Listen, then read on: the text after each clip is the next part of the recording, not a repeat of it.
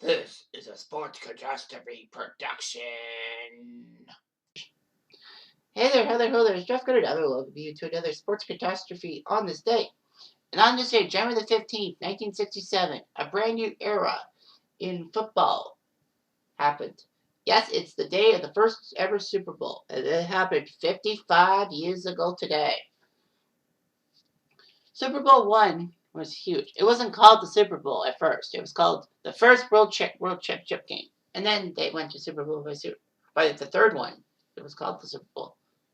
He was actually referred to by the radio broadcast as the Super Bowl, but not the AFL NFL World Championship game. So anyway, we need proper context.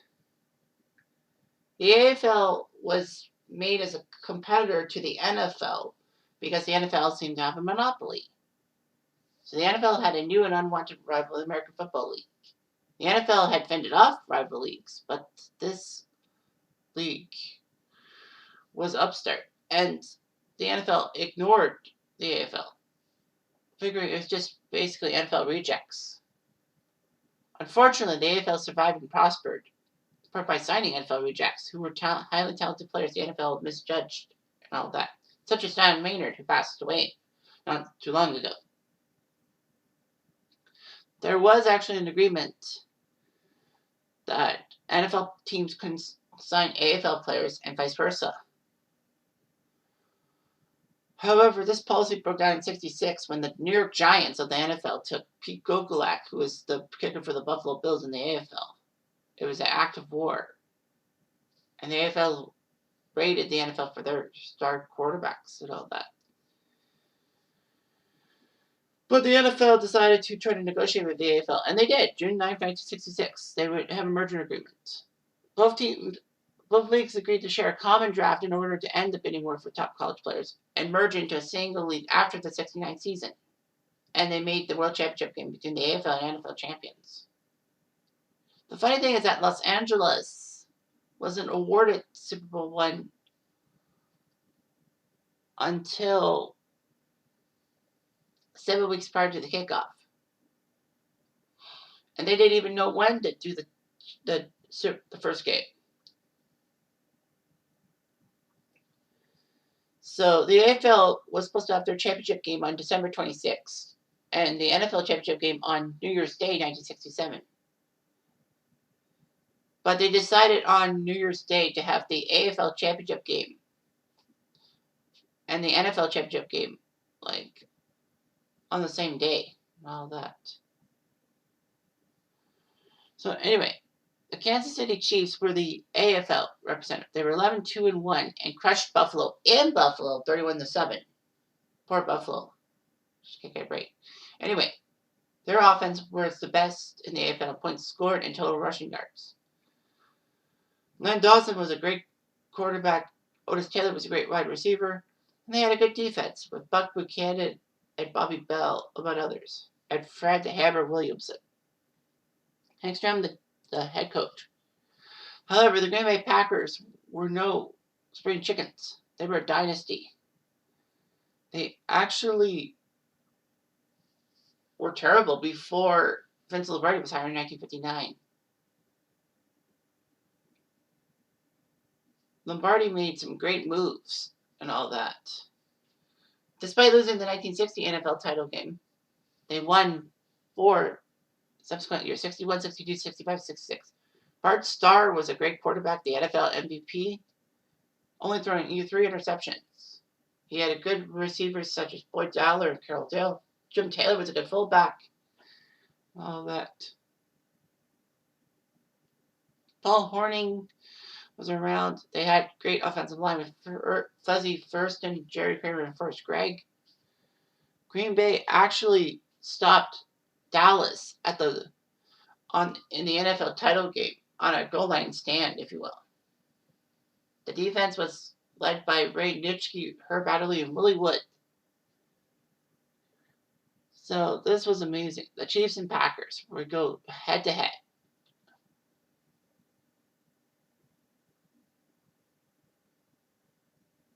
The funny thing is that the two teams actually did play with their respective footballs from each league, meaning that the Chiefs used their AFL ball on offense and the NFL used their ball.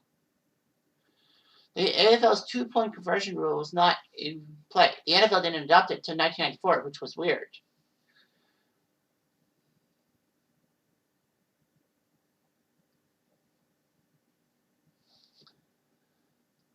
It was amazing.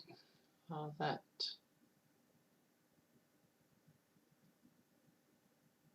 So anyway, the temperature was clear. In fact, this was huge because CBS and NBC actually decided to both do the game. Usually you have one network doing the game and all that. The NBC was the AFL carrier and CBS was the NFL carrier. ABC would not come along until Monday Night Football. So it was kind of weird and all that. So each network used its own announcers. CBS had two key guys at play-by-play, Ray Scott and Jack Whitaker. Well, Ray Scott was the first half guy, Jack Whitaker was the second half guy. Frank Gifford also was part of the CBS thing, but Gifford would, of course, jump to ABC. Kirk Gowdy and Paul Christman were on NBC.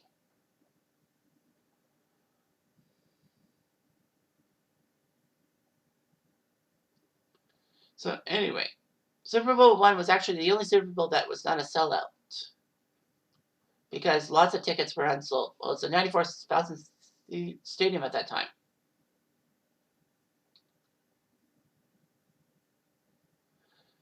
Anyway, CBS and NBC were fighting for rivalries. CBS got it, and all that.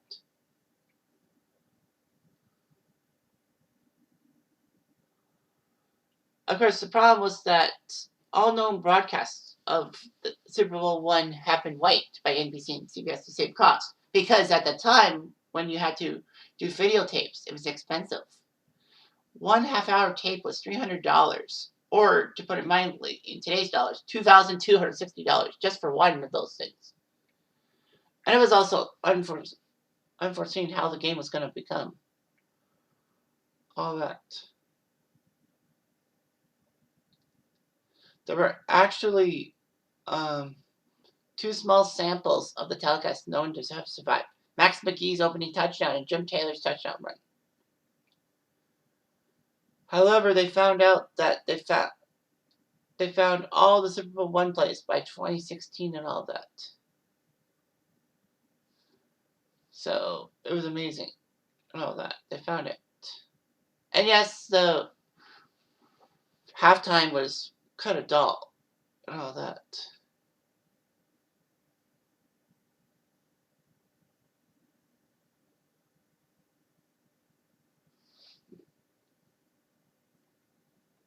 Well, it didn't matter.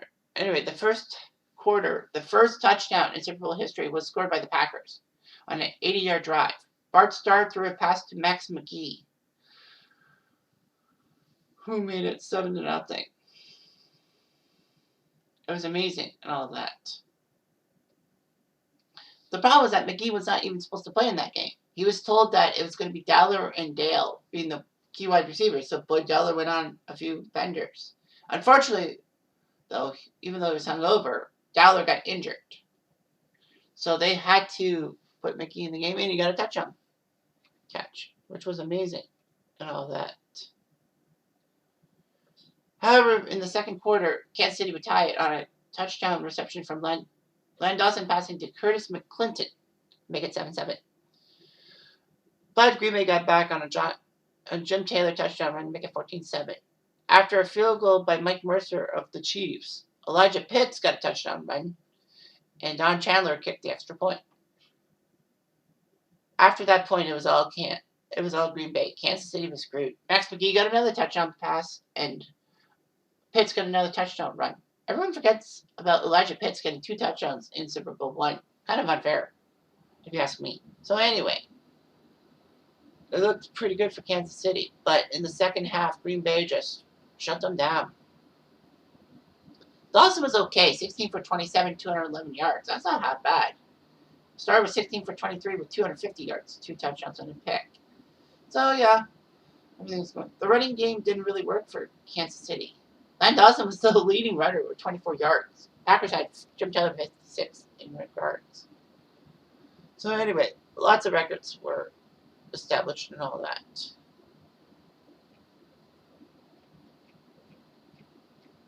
I don't know how many records are passed now, but anyway, the starting lineups were good and all that. Both teams had some great Hall of Famers, all that. So yeah, Super Bowl one seemed to not really be a big game in hindsight, but it was huge because it brought together the fact that the AFL could be just as good as the NFL. Although it would take 2 more years until the AFL would beat the NFL, and a lot of people thought it's scandalous because they wanted the AFL to win because of the merger. I doubt that highly. There's a little bit of disrespect. However, you know, Packers and Chiefs, for years, this has been predicting. Lots of people have predicted that the Packers and Chiefs will meet each other in the Super Bowl. I mean, Green Bay's got Aaron Rodgers and a decent deep offense. And this year, in 2021-22, they're the number one seed in the NFL, in the NFC. And then the Chiefs are the number two seed in the AFC this year. I mean, Patrick Mahomes, Kansas City's got some good offense, although they traded away Devaney Tardif to the Jets. But Packers and Chiefs were a heavy favorites to play in 2017, the 50th anniversary of Super Bowl one, but they both faltered at the wire. It ended up being, who did it end up being? Wasn't either. Because the Chiefs still had that playoff drought, and the Packers stunk. I don't remember. Super Bowl 51. Oh no, I guess it was Patriots. Patriots Falcons. There we go. Patriots Falcons. It was good and all that. So anyway, yeah. Maybe we'll see a Packers Chiefs matchup someday. Someday is someday. Anyway, I'm Jeff Diamond. I do.